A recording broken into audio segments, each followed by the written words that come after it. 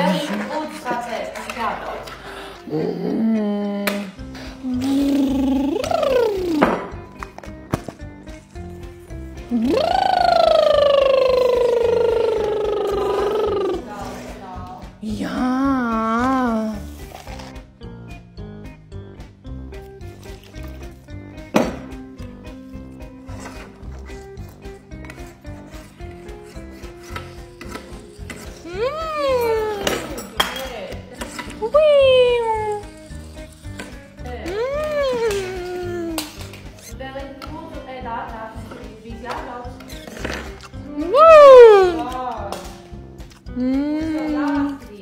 Uzmanības deficīta un hiperaktivitātes traucējumus raksturo 3 galvenās pazīmes – uzmanības noturības grūtības, hiperaktivitāte un impulsivitāte. Lai gan arī bērniem, kuriem nav uzmanības deficīta un hiperaktivitātes traucējumi, ir vērojams šīs pazīmes, tomēr ir viena būtiska atšķirība. Bērni, kuriem ir uzmanības deficīta un hiperaktivitātes traucējumi, viņi neatsaucas tik viegli uz vecāku norādēm. Piemēram, šajā gadījumā Dāvis ir dusmīgs, kad viņam ir jātaisās, tomēr viņš seko līdzi vecāku norādēm. Turpretī Ritvars, viņš pat nedzird, ka vecāks viņu sauc un paliek ļoti dusmīgs un ir impulsīvs, kad viņam ir jāgatavo brokastis. Turpini sekot, lai uzzinātu vairāk par uzmanības deficītu un hiperaktivitātes traucējumiem.